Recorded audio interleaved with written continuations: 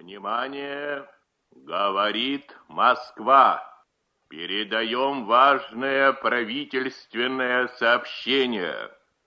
Граждане и гражданки Советского Союза, сегодня в 4 часа утра, без всякого объявления войны, германские вооруженные силы атаковали границы Советского Союза. Началась Великая Отечественная война советского народа против немецко-фашистских захватчиков.